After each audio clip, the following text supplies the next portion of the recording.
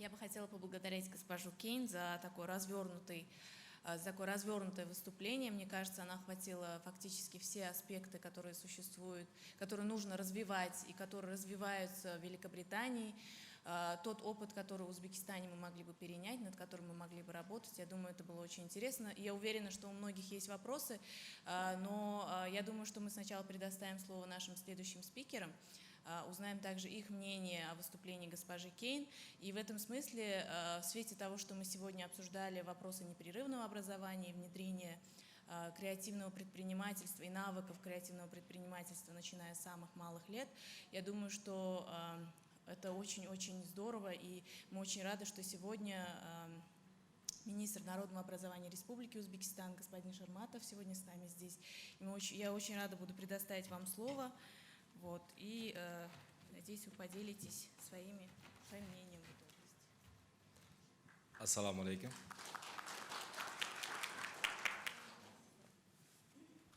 I'm very honored to be here, and I really appreciate all the support provided by our partners, particularly British Council. And today's event is very timely because, as you have mentioned, recently our president declared that this year is going to be the year of science, education, and digital economy, where the creativity and entrepreneurship is the most important drivers of the digital economy and all these areas. And why creativity and entrepreneurship are important for Uzbekistan? As you know, Uzbekistan is very young in terms of population, a very young country. We have one of the biggest shares of young people in population, as well as it's very growing country, and we are also double landlocked country. Therefore,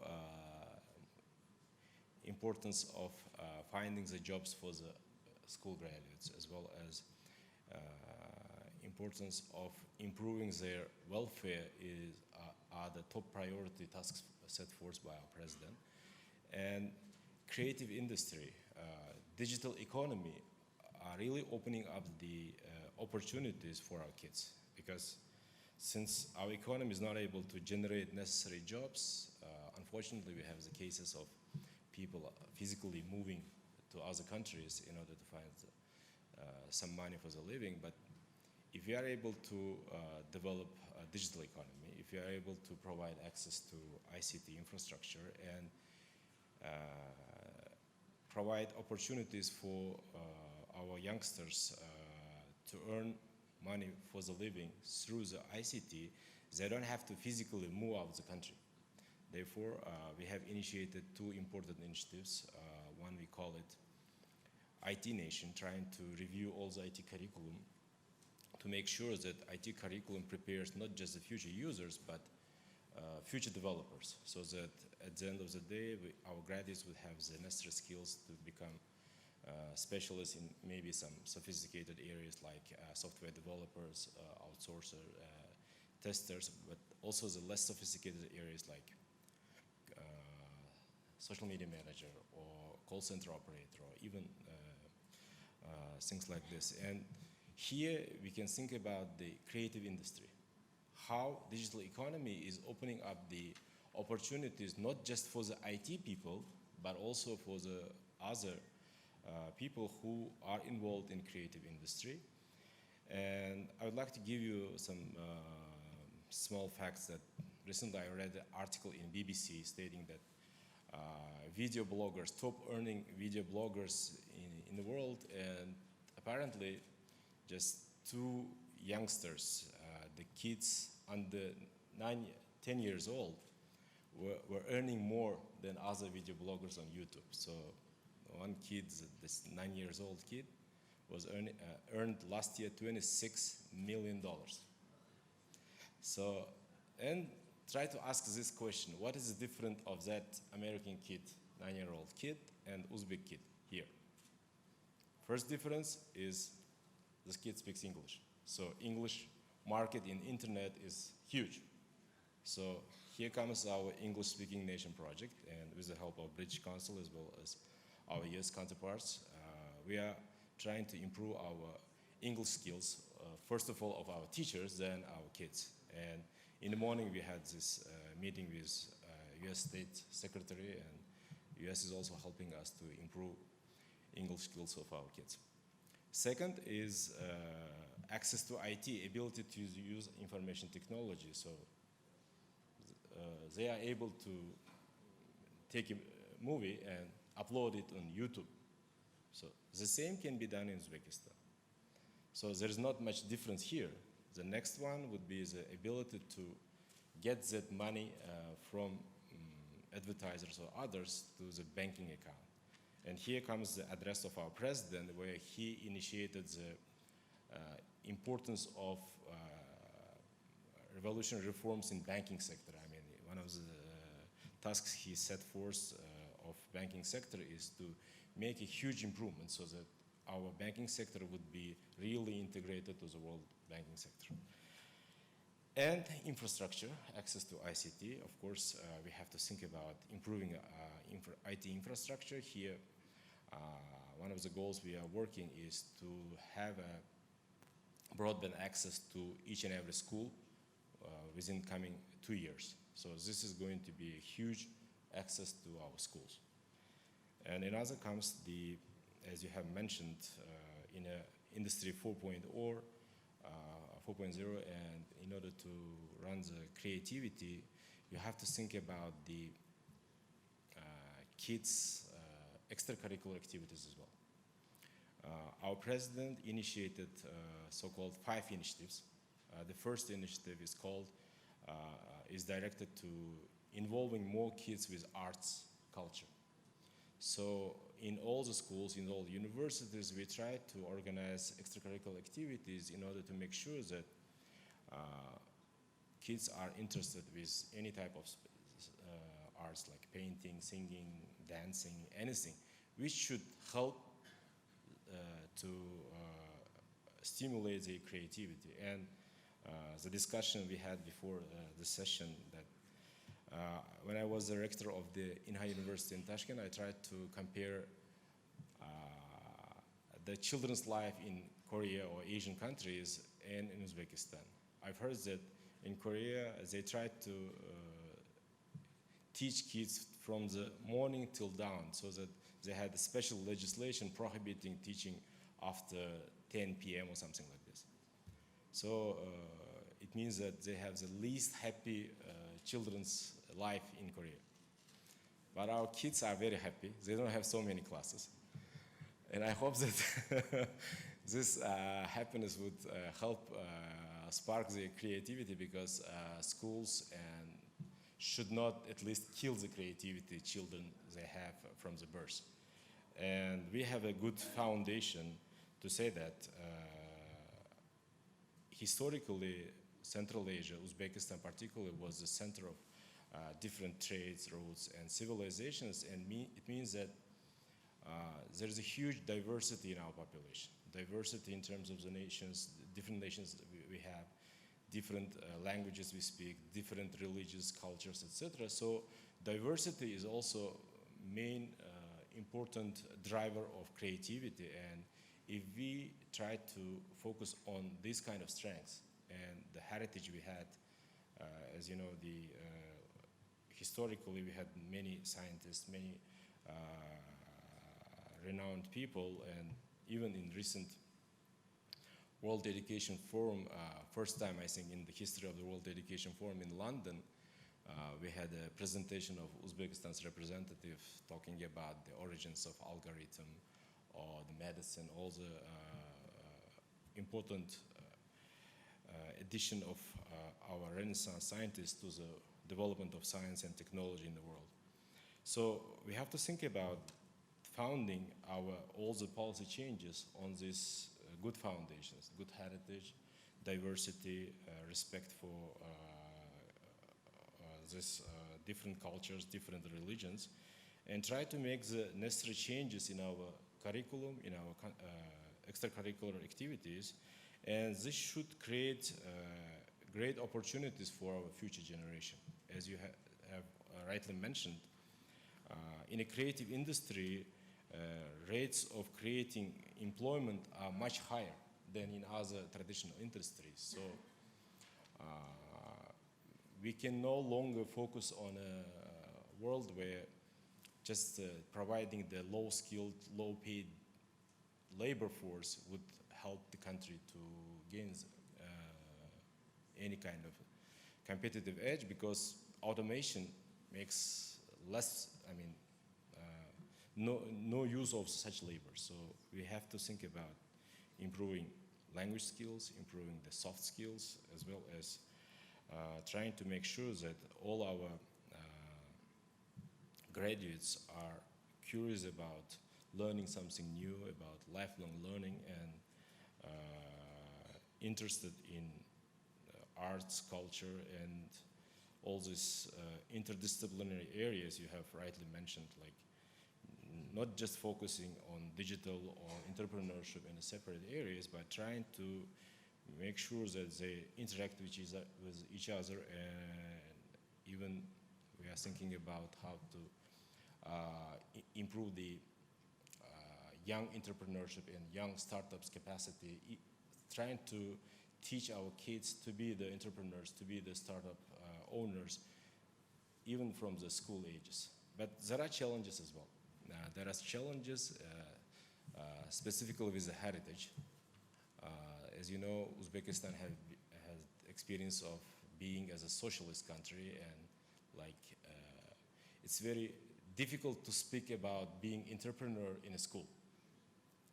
And even if I try to speak about some earning for the living or things like this, these kind of topics have been taboo to talk in the school. And I think this requires a huge paradigm shift in overall approach to the schools, because for so many years schools have been a very kind of closed and traditional area which didn't change much from the traditional way of teaching, and it was focused more on obedience of the kids, and trying to make sure that the kids don't initiate anything, just they listen to the teacher or things like this. And we have to think about the new teachers on how to cope with these challenges and how to change approach to the teaching. Even recently I had a meeting with future teachers of Uzbekistan, with the graduates of our pedagogical university. We do have this kind of university, pedagogical university.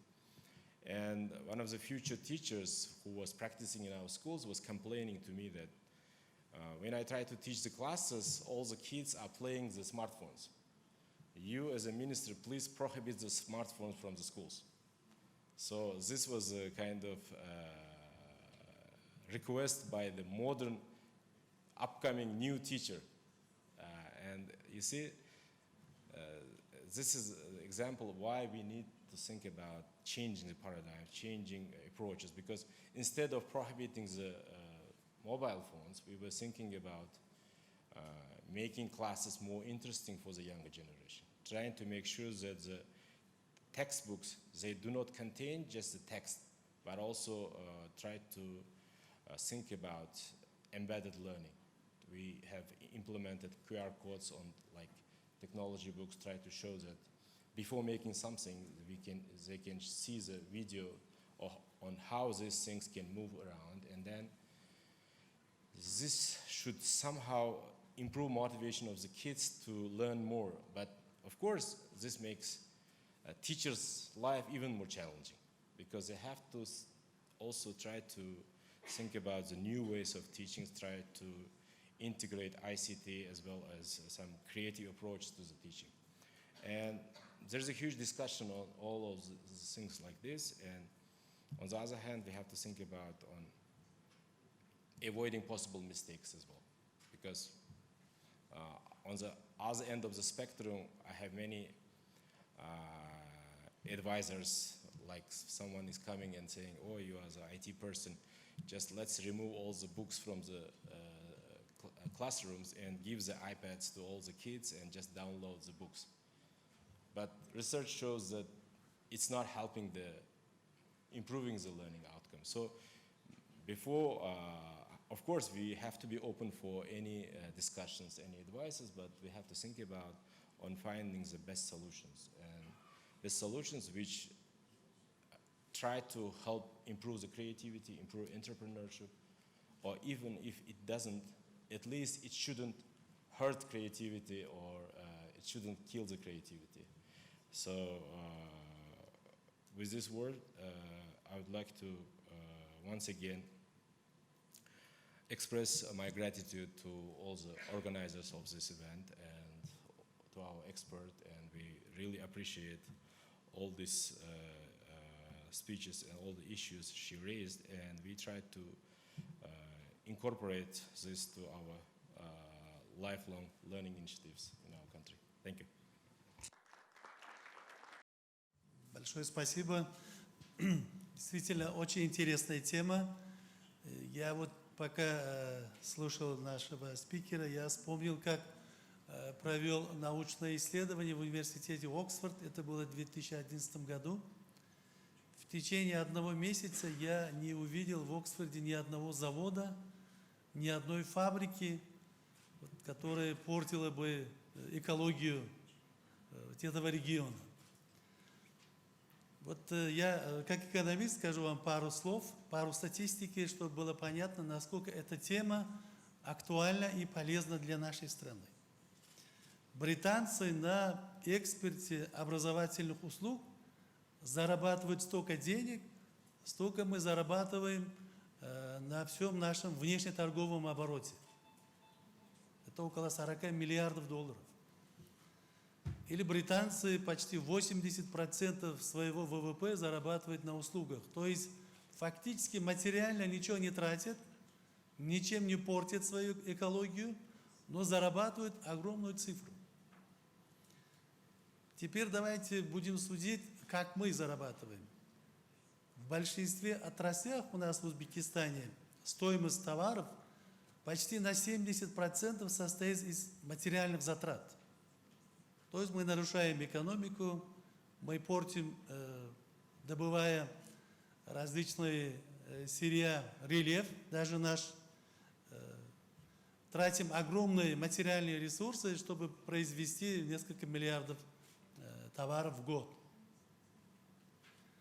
Поэтому я думаю, вот эта креативность, на которой мы можем делать большие деньги, она очень нам полезна. Полезна не только потому, что мы будем сохранять свою экологию, но и на пустом месте, на своих фантазиях, на своих воображениях будем зарабатывать. Это у нас в крови.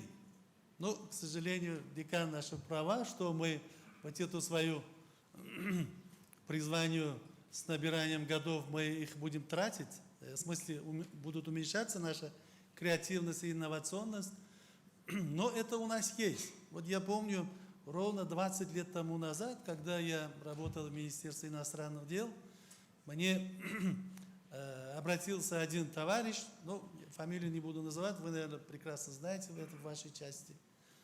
Он сказал, что поскольку вы курируете Японию, а японцы очень любят узбекскую керамику, не могли бы вы нам поддержать, чтобы мы смогли организовать выставку керамических изделий из Узбекистана? Но это материальные затраты, надо на самолеты повезти, организовать выставку в Токио, что мы и сделали тогда. Но самое интересное, из огромного количества экспозиций, которые они везли туда, почти 90% на месте продали. То есть эти люди не только креативны в создании что-то интересного, артистичного, но они были еще и креативны в своем бизнесе. То есть, ну, я не говорю, что я им как промоутер помог.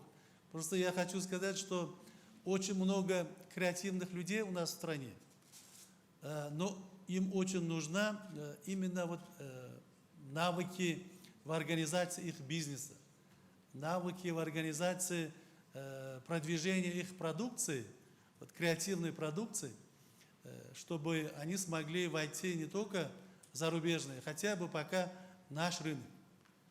Страна у нас имеет огромные возможности в сфере туризма. очень много интересных фантазий у нас, воображений. Если мы их будем продвигать на рынок, здесь, в Узбекистане, мы можем сделать такой интересный бизнес, а потом уже выходить и на зарубежные рынки, хотя бы в сфере туризма. Наш фонд, фонд Yurt Umidi, мы как раз-таки занимаемся отправкой за рубеж на учебу молодых специалистов. Я очень надеюсь, что это очень полезная сфера и для нашего фонда. Потому что если наш фонд будет поддержать вот таких людей, которые будут развивать свои бизнес-навыки, которые будут в последующем помогать в продвижении своих фантазий, воображений, своей креативности, я думаю, что наш фонд с удовольствием это будет поддержать. Но это в части бизнеса. Креативность, конечно, она очень нужна, она очень полезна, она еще и очень выгодна сегодня. Но с другой стороны, креативность нужна еще в государственной службе. Сегодня наш фонд находится при президенте, агентства государственной службы, очень нуждается в креативных кадрах. Очень нуждается в креативных кадрах, потому что мы каждый день видим столько всяких разных поручений, столько всяких разных программ, проектов, где вот приложение креативности, приложение какой-то инновационности намного облегчило бы реализацию этих идей. Поэтому я бы призывал не только креативной индустрии, но и в развитии креативности в государственном секторе, в секторе государственного управления. Это нам тоже очень важно. Вчера у нас было огромное количество всяких услуг государственных, на получение которых мы тратили огромное время, огромные ресурсы. Сегодня вот креативность отдельной части нашей молодежи создает нам такие условия, что нам даже не стоит куда-то подойти, кого-то попросить. Есть возможность прямо сидя дома или в офисе получать эти услуги. Я думаю, что если мы поддержим креативность и в этой сфере, наша не только экономика, но и еще государственное управление выиграло бы очень много. Вот, поэтому вот сейчас, услышав некоторые статистические данные, вообще я хорошо знаю экономику Великобритании, что они вот не только в сфере услуг, а сегодня в креативности зарабатывают огромное количество дохода. Я думаю, что у нас вот эта сфера должна развиваться. И хотел бы особо поблагодарить Британский совет за то, что инициируете такие интересные проекты, которые не просто вот кому-то помогают в реализации вот себя как специалиста или как, скажем, креатива, но это помогает всей нашей экономике. Мы, если будем эту сферу развивать, мы будем, сохраняя нашу природу, сохраняя наши материальные ресурсы, зарабатывать и при этом еще и как бы развивать наше общество. Поэтому я хотел бы вас заверить, что если у нас будут интересные предложения, но я думаю, что они будут, даже мы сами будем инициировать, что эту часть вот, новой деятельности человека мы будем рассматривать как приоритет, одно из приоритетных направлений, куда наш фонд будет инвестировать серьезно. Ну и цифровая экономика. Я думаю, что цифровая экономика в какой-то части тоже это креативность. Кто-то это в этой сфере, я думаю, что из сидящих здесь будут заниматься. В этой сфере мы хотим вам помочь, потому что эту сферу, как одно из важнейших направлений экономического развития, в этом году наш президент объявил год цифровой экономики. Я думаю, что в этой части мы тоже, это тоже зависит от нашей креативности. И вообще хотел бы в конце сказать вот один интересный факт.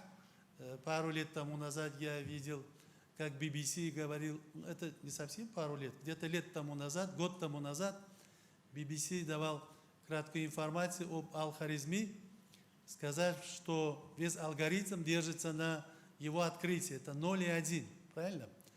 Если в то время существовала бы система патентирования, Если бы мы запатентовали вот это как бы открытие, миллиарды, даже сотни миллиардов долларов можно было сегодня зарабатывать.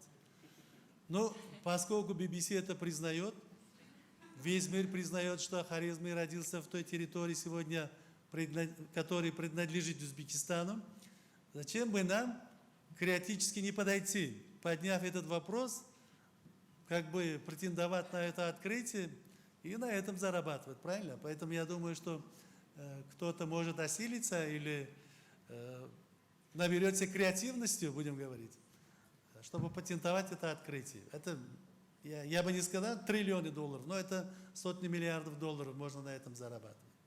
Огромное спасибо, я очень надеюсь, что вот это начало даст нам очень серьезный толчок в экономическом развитии Узбекистана, особенно в той части, где мы будем тратить мало материальных ресурсов и будем зарабатывать серьезно.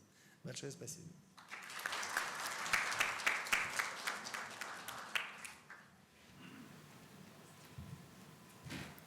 Спасибо большое вам за ваше выступление. Мне кажется, эта сессия очень интересна тем, что здесь у нас есть представители как государственного сектора, так и коммерческого сектора. И в этом смысле я бы вот, остановившись на этом, я бы хотела передать слово господину Хикмату Абдурахманову, который является партнером и партнером Humo Partners. И будет очень интересно послушать вашу речь. Ассаламу алейкум. Спасибо большое. I always admired people who usually speak, you know, at the last session and before the lunchtime, and I felt sorry about them, and now I'm one of them. And but I'll try to be brief from the point of view of an observer, probably, because I haven't spent any time in education sphere as a professional. Mostly was a beneficiary, and both in local education system and abroad. So at the same time, as a representative of the private sector, I would like to give some observations on Ms. Kane's presentation about the future of education and about the creativity that is so important in specifically higher education. And here I would like to elaborate on mostly three angles, three things that I think are quite important in terms of implementation of what has been said in terms of increasing creativity and entrepreneurship in higher education system. So number one would be the importance of competition. And as probably very important in developing any aspect of our life, competition is crucial in higher education. And I think generally in our country, we have radically, I would say, moved from the state of absence of recognition of the problems to the presence of recognition of the problems, which happened probably in the last 3 years, which is, I think, very important in curing any challenge or problem, especially the systemic ones. When we speak about the importance of competition in higher education, I would definitely say that it's started to happen in preschool and in Uzbekistan. Because of the importance of this subject, there are even 3 ministries that deal with education. It's the preschool, it's public, and higher education. So my observations as a parent and as a citizen of this country, there's a huge leap in terms of privatization in preschool. I saw some very interesting fact, just a couple of days ago in Kunuz that said around more than 5,000 kindergartens were opened just last year. I'm not sure how accurate this number is, but the source is quite credible, so I cannot we definitely need to look at into the details, but definitely there's a huge leap happening in the preschool, where I think presence of private kindergartens really brings fresh air, it brings increase of quality of education, it brings the higher coverage, obviously, which is probably the most important factor. And affordability, because the more players you have, the more affordable it becomes, because those who can afford higher tuition fees or higher monthly payments, they would go to the private kindergartens, while public kindergartens would be more available and affordable to those who cannot afford it. The same statistics, I mean, in the relation to the increase, is happening in public education sector. We have a very interesting project called Business Laboratory, where Minister Shermatov's colleagues were speaking just a couple of years ago, where the statistics was said that only 1% in public education is private. At that time, the deputy minister mentioned that it was around 10,000 schools and less than 100 private schools. And I'm sure that this statistics is really changing, because if you drive along Tashkent or if you go to the regions, you would see so many educational centers, so many schools, new schools being launched, and that's fantastic. I think this is really something that bring changes in the majority of cases. So finally, coming back to higher education, I think this is something that we should definitely work on. I don't know so many private universities that are operating in Uzbekistan yet. And if we speak about creativity and entrepreneurship, I think regulator as a ministry and then the whole government should look for practitioners and entrepreneurs and address them and invite them to higher education sphere. I think that will bring definitely more competition, and these days there are 10 universities that are selected to go through experiment. And I think this experiment is going to be very crucial, because, and I've been to several sessions with British Council, I was invited by them to speak to these universities, to those who were picked as an experiment. And I think a huge change needs to happen in that sphere in general. Second thing that I would like to stop on is, if the first was the importance of competition, the second is definitely change in curriculum. I think if we expect kids, be it kids in the schools or at universities, students at the universities, and as I mentioned previously, the fact that we admit, so the presence of recognition. Just a few days ago, the Minister of Higher Education mentioned that there is no formal data that proves the connection between what practitioners need, what companies need, and what is provided by universities.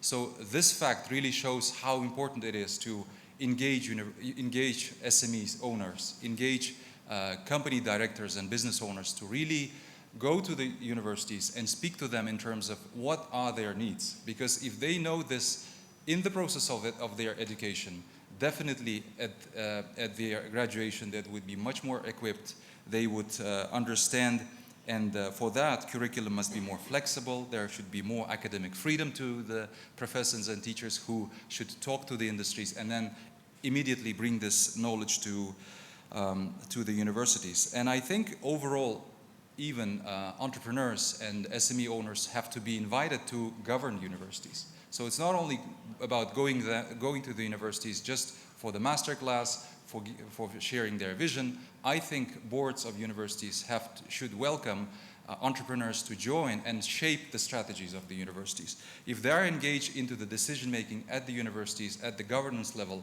I think they would benefit, and there would be more collaboration on the discussion and exchange of ideas. The third factor, I think, which is more general, broad, and more challenging, is the change that should come to the entrepreneurial ecosystem in general. And Ms. Kane, you've mentioned that, and I read your article about the skills that are necessary to prepare students, to prepare them for the future careers. And I completely agree with you. There's a fact that you mentioned that the biggest gross value adder to the British economy is creative entrepreneurship, is the creative industries in general. And Professor Bekmuradov also mentioned that this is something that we should change in our ecosystem, in the economic system of Uzbekistan.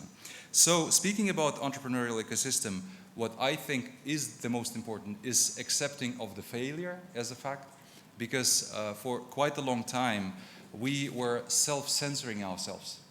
Being part of this Soviet or post-Soviet, having this post-Soviet legacy, and the legacy where a lot of, probably 99% of decisions were made vertically. When the decision was not discussed, it was just passed down.